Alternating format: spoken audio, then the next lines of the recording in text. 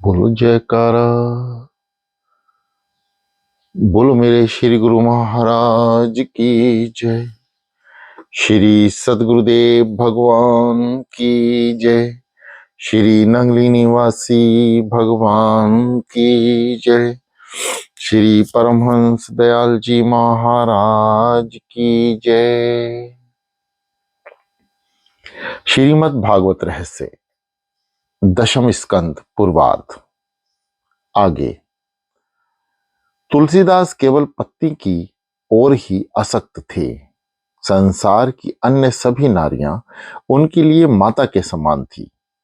पत्नी रत्नावली की एक ही चेतावनी ने उनकी आसक्ति को प्रभु भक्ति में बदल दिया। काम शक्ति ईश्वर शक्ति में परिवर्तित हो गई। बहुतों को तो रोज थप्पड़ पड़ते हैं, फिर भी सुधर नहीं पाते। अनन्या पूर्वा। जन्म सिद्ध पूर्ण वैरागी सुखदेव, मीरा आदि। एक बार बज्र की कुमारियां यमुना किनारे नग्न अवस्था में स्नान कर रही थी, तो उनके वस्त्र उठाकर श्री कृष्ण कदम के वृक्ष पर चढ़ गए और कुमारिकाओं से कहने लगे, जिसे वस्त्र लेने हैं वे यहां आकर ले जा सकती है। कृष्ण ने कहा, नग्न अवस्था में स्नान करके तुमने जलदेव का अपना अपराध किया, सो दोनों हाथ जोड़कर बंधन करके वस्त्र ले जाओ।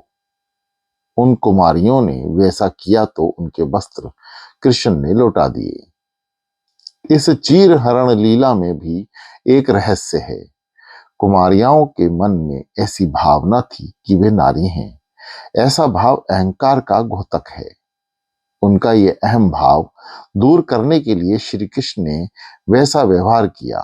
इस लीला में अहंकार का पर्दा हटाकर प्रभु को सर्वस्त्र अर्पण करने का उद्देश्य है।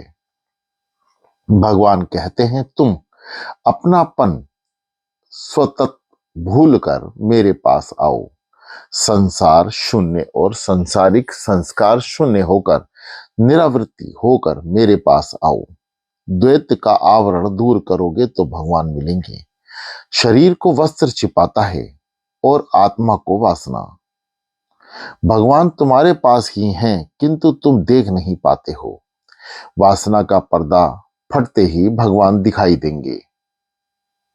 आत्मा और परमात्मा के बीच वासना का पर्दा है, सो भगवान का अनुभव नहीं हो पाता है। आत्मा अंदर है और ऊपर है। अज्ञान और वासना का पर्दा। अज्ञान और वासना के उस आवरण को चीर का भगवान ने मिलने जाना है। चीर कर भगवान से मिलने जाना है। सिद्ध सदगुरु की यह परमात्मा की कृपा से बुद्धिगत वासना दूर होती है। बुद्धि में रहा हुआ काम कृष्ण मिलन में बाधक है। अज्ञान, वासना, वृत्तियों के आवरण का नष्ट होना ही चीरहरण लीला है और आवरण नाश के पश्चात जीव के आत्मा और प्रभु से मिलन है रासलीला। इसी कारण से रासलीला चीरहरण के बाद आती है। काम वासना के नष्ट होने पर ईश्वर के साथ अद्वैत हो जाता है। भगवान सभी लौकिक वस्त्रों की चोरी नहीं करते हैं, वे तो बुद्धिगत अज्ञान काम वासनाओं की चोरी करते हैं। कन्हैया क्या गोपियों को नग्न अवस्था में देखना चाहता था? सोचो तो। श्री कृष्ण तो सर्वव्यापी है, सो जल में है। वे तो गोपियों से मिले हुए ही थे, किंतु गोपियां अज्ञान और वासना से आवृत होने के कारण श्री कृष्ण का अनुभव कर नहीं पाती थी।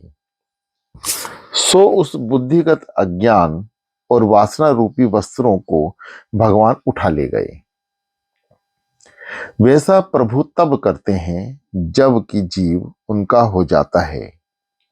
भगवान कहते हैं, ना माया वष्टित धीतम कामः कामाय कल्पते भजिरताः क्वथिता धानः प्रयोबीजाय नेष्ते। जिसने अपनी बुद्धि मुझ में स्थापित की है, उनके भोग संकल्प सांसारिक विषय भोग के लिए नहीं होते, वे संकल्प मोक्षदायी होते हैं। भुने हुए धान्य का बीज तत्व नष्ट हो जाता है और कभी अंकुरित नहीं हो पाता। इसी प्रकार जिसकी बुद्धि में से काम वासना का अंकुर जड़ उजड़ गया है, वहां वे फिर से अंकुरित नहीं हो पाता। प्रभु ने गोपियों से कहा, ब्रज कुमारियों, मैं जानता हूं तुम्हारी काम वासना नष्ट होने जाने के कारण तुम्हारे हृदय शुद्ध हो गए हैं, फिर तुम्हें मेरा ध्यान अब भी धरते रहना है। ऐसा करने से तुम्हारे मन में समाया हुआ सूक्ष्म मल नष्ट होगा और मुझसे मिलन होगा। शरद ऋतु की रात्रियों में मेरे साथ तुम रमण कर पाओगी। शरद ऋतु की रात्रि निर्मल होती है, तुम भी हर जगह से शुद्ध निर्मल ब्रह्म हो पाओगे तो ईश्वर के साथ कीड़ा कर पाओगे। जीव ईश्वर से मिल सकेगा, तभी रासलीला होगी। जीव ईश्वर से मिलन के लिए पहले तो पूतना वासना का नाश किया जाए। अविद्या नष्ट होने से जीवन की गाड़ी राह पर आने लगती है और षटकासुर का नाश होता है। जीवन सही रास्ते पर चलने लगा तो तृणाव्रत रजोगुण नष्ट हो गया और सत्व गुण बढ़ेगा। रजोगुण मिट चुका तो कन्हैया ने माखन मन की चोरी की और जीव सात्विक बना। जीवन सात्विक होने पर असक्ति की मटकी फूट जाती है। दही की मटकी, संसारा शक्ति की मटकी कन्हैया ने फोड़ दी। संसार शक्ति नष्ट हुई तो प्रभु जीव के पाश में बंध गए। यही है दामोदर लीला। प्रभु बंध चुके तो दंभ बकासुर और आप ताप अधासुर का वध हुआ।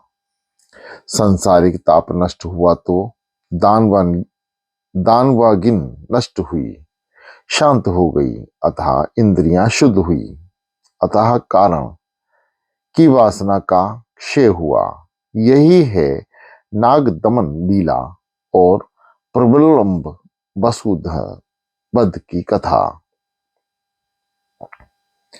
जीव ईश्वर से मिलने योग्य हो पाया तो कृष्ण की मधुर मुरली की मधुरिमा तान सुन सका। वेणु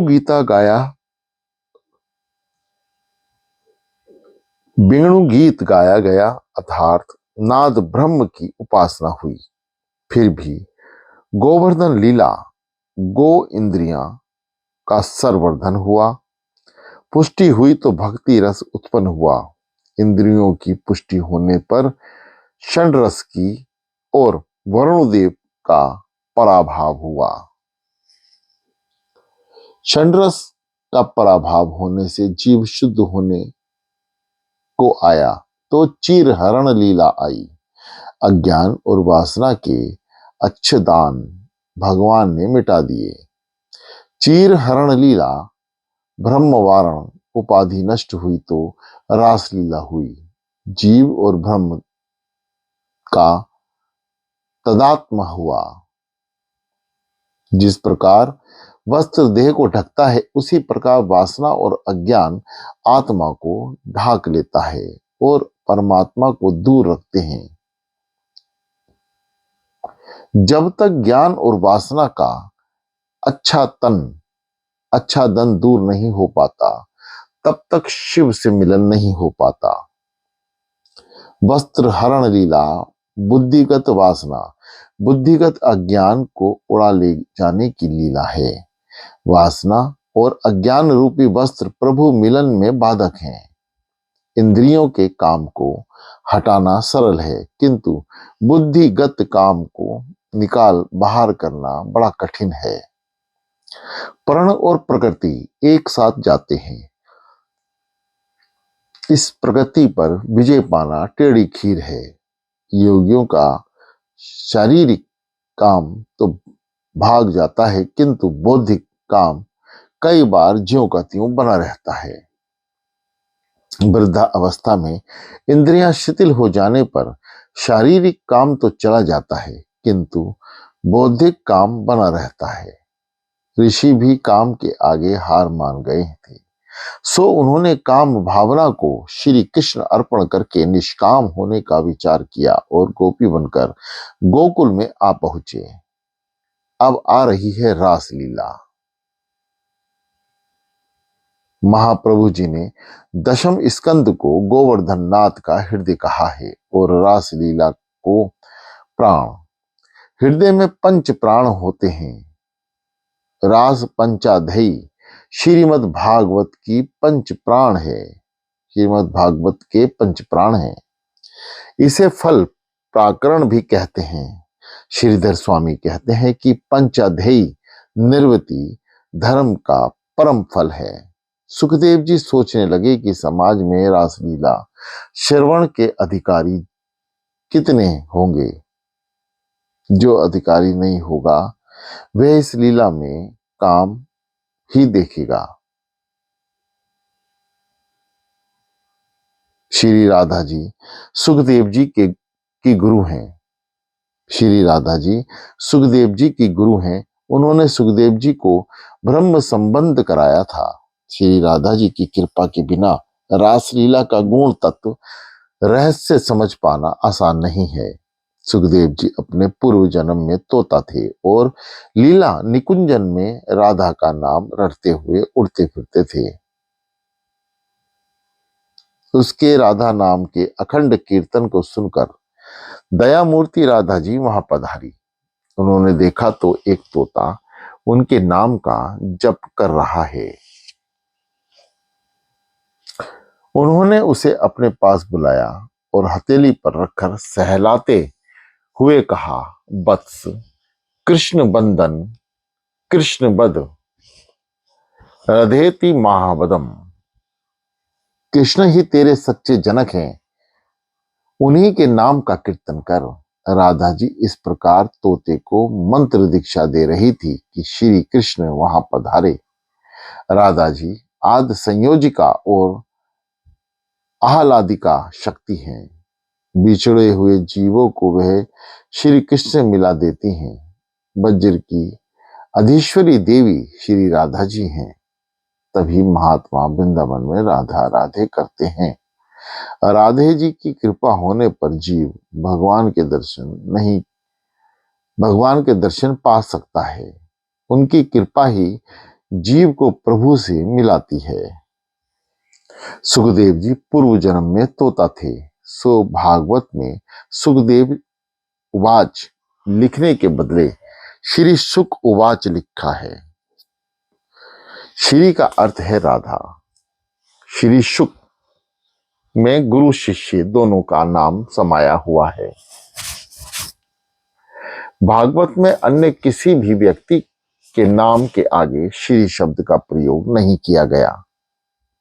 ब्रह्मवाचक सनत कुमार उवाच व्यास उचाव ऐसे ही लिखा गया है।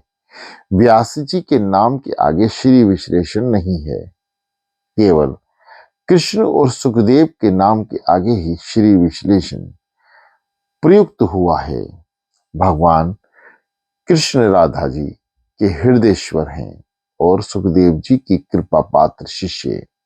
अतः इन दोनों के नाम के आगे श्री विशेषण प्रयुक्त हुआ है।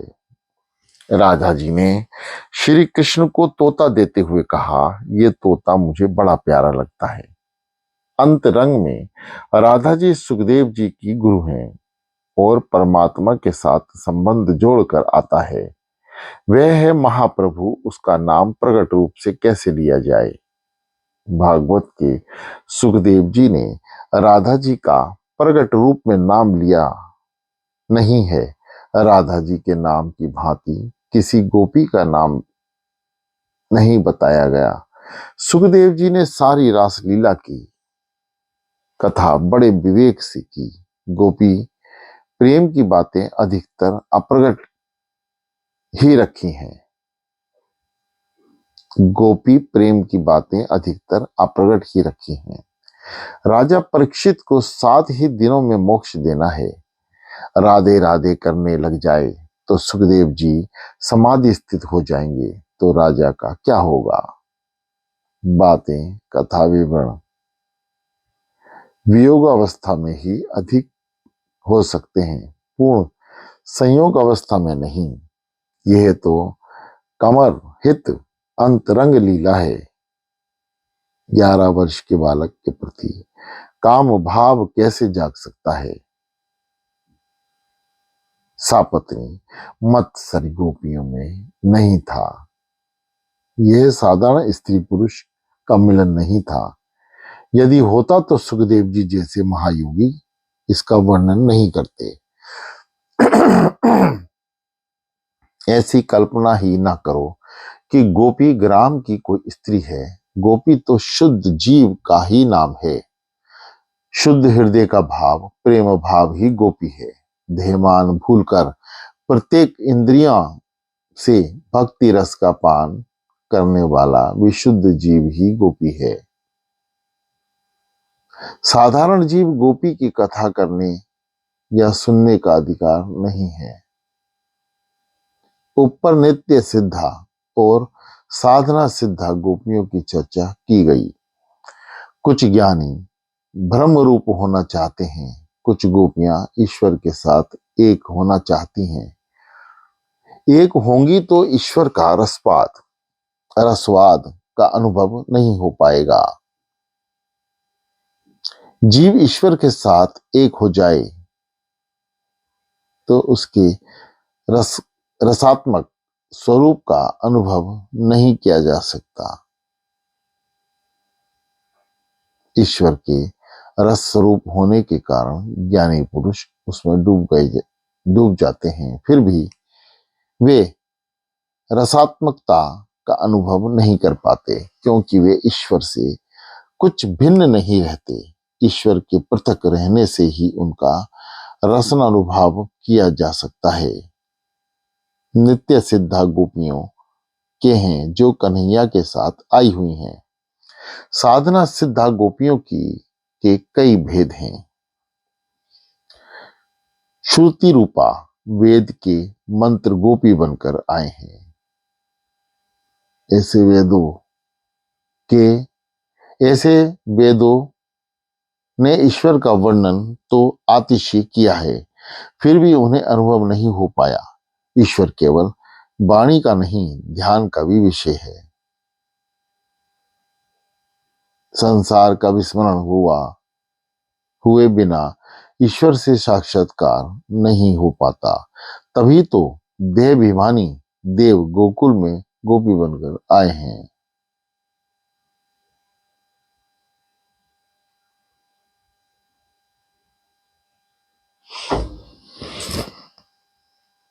दूसरा, ऋषि रूपा जीव का सबसे बड़ा शत्रु है काम। ऋषियों ने बहुतेरा प्रयत्न किया, फिर भी मैं मर नहीं पाया। तप करने से शरीर और इंद्रियों का काम तो चल जाता है, किंतु मन में बसा हुआ काम, बुद्धिगत काम जाता नहीं है। ब्रह्म संबंध स्थापित किए बिना बुद्धिगत का काम नहीं बना रहता। उस काम को कृपार्पण करना है।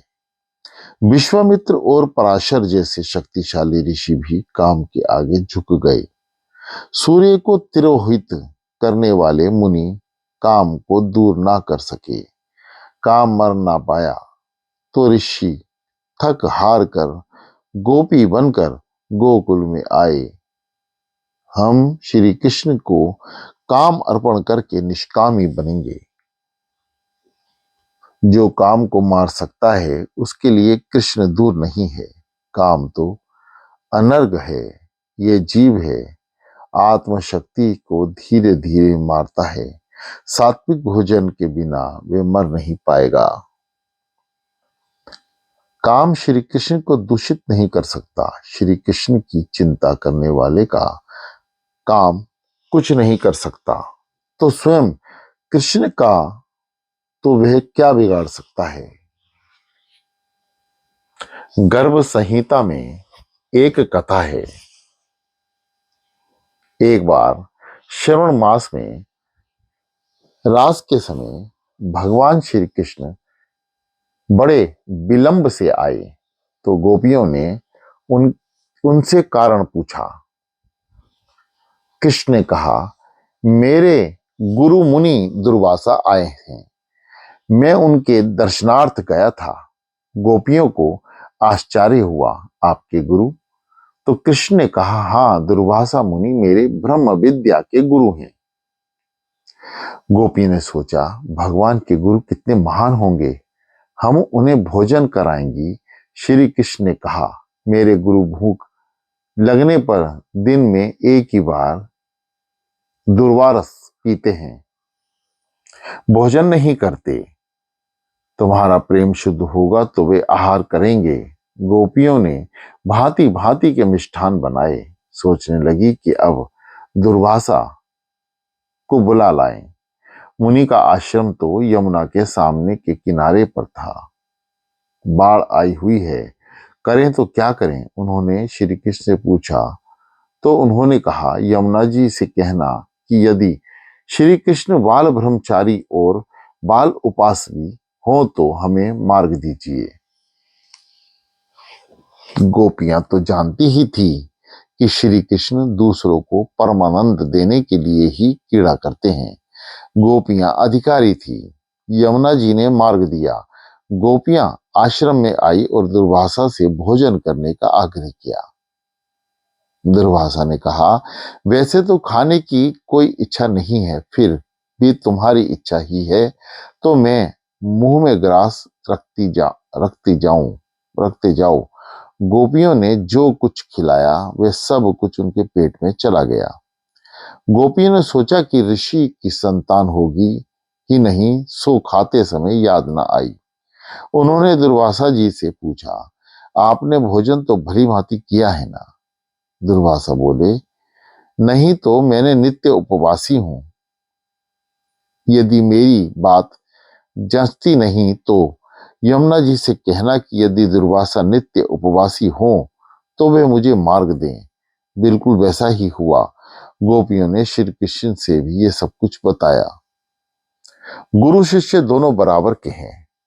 इतनी सारी रानियां होते हुए भी श्री कृष्ण बाल ब्रह्मचारी हैं और मिष्ठान का ढेर डाकार जाने वाले ऋषि दुर्वासा नित्य उपवासी हैं। ये कैसे ब्रह्मचारी हैं और ये कैसे उपावासी हैं? दुर्वासा को किसी प्रकार की वासना नहीं है। उन्होंने खाद्य को बहुत, किंतु बिल्कुल स्वाद के लिए बिना ही खाने वाला और खिलाने वाला नारायण है।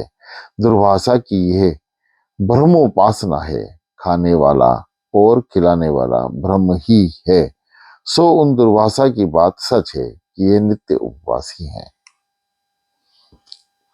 कृष्ण और दुर्वासा को किसी भी वस्तु के प्रति कोई आसक्ति नहीं, वासना थी ही नहीं। सब कुछ भोग कर भी वे निष्कामी थे। श्री कृष्ण गृहस्थ आश्रम और संन्यास आश्रम का समन्वय कर दिखाया। वो निष्काम ही हैं। निष्काम श्री कृष्ण का ध्यान करने वाला व्यक्ति स्वयं भी निष्काम होता है। चीरहरण लीला की ऋषि रूपा गोपियों 5 वर्ष की कुमारी थी। उन कुमारिकाओं की इच्छा है कि श्री कृष्ण उनको पति के रूप में मिलें। इससे भाषा को तो लौकिक है किंतु रहस्य अलौकिक है। जब तक जीव आवरण के अंदर होता है तब तक वह ईश्वर से मिल नहीं पाता। श्री कृष्ण ने सखियों को उपयुक्त समय में मिलने का वचन दिया था। ध्यान रहे कि रास में गोपियों का देह से मिलन नहीं, गोपियों ने 5 भौतिक शरीर का त्याग कर दिया। इन गोपियों का स्वरूप अप्राकृतिक चिंतन में आनंद रूप है। पंच महाभूत के शरीर को परमात्मा स्पर्श नहीं करते। भागवत में स्पष्टतः कहा है कि रासलीला 5 भौतिक शरीर के त्याग के बाद ही हुई थी। किसी को शंका होगी, गोपियों का 5 भौतिक शरीर कैसे छूट गया? श्री कृष्ण का वियोग तो अग्नि है। पति के वियोग में जिस प्रकार पवित्रता पत्नी जलती है, उसी प्रकार परमात्मा का विरह जीव को जलाता है। प्रभु के विरह के समय जीव को संसार में रममाण रहना पाप है। रमाणा रमाणा रहना पाप है, यानी संसार में रहते रहना। श्री कृष्ण की विरह अग्नि ने गोपियों के 5 भौतिक शरीरों को जला दिया और उनको श्री कृष्ण की भांति अप्राकृतिक रसात्मक शरीर प्राप्त हुआ। 5 भौतिक शरीर साथ होगा तो परमात्मा से मिलन नहीं हो पाएगा। गोपियां कृष्ण विरह में जलती हैं। हमारी ये करुणता ही है कि जीव भगवान के वियोग के समय सांसारिक वासनाओं से खिलवाड़ करता रहता है। संसार के भोग रोग आसान ही हैं। गोपियां तो परमानंद रूप से मिलना चाहती हैं श्री कृष्ण के दर्शन मात्र से। अब उनको तृप्ति नहीं हो पाती। दर्शन में द्वैत है। गोपियां परमात्मा से एक रूप होना चाहती हैं। गोपियों को जब से गोवर्धन लीला में श्री कृष्ण के परमात्मा स्वरूप का दर्शन हुआ था, तब से उनमें प्रेम भाव का बीज आरोपण हुआ था। उन्होंने कन्हैया की बांसुरी भी सुनी। प्रेम का आरंभ द्वैत से होता है। प्रेमसी और प्रियात्मक अलग अलग होते हैं। समय के साथ प्रेम बढ़ता जाता है तो दोनों को एक ही जाने की इच्छा होती है। मैं अब तू होने की इच्छा रखता है। अद्वैत इच्छा जाग उठी है। मैं का मिटकर तू होना, स्वयं के प्रिय पात्र से मिला देना, प्रिय पात्र से सजुज्य सिद्धि करना ही प्रेम है। बोलो जयकारा। बोलो मेरे श्री महाराज की जय।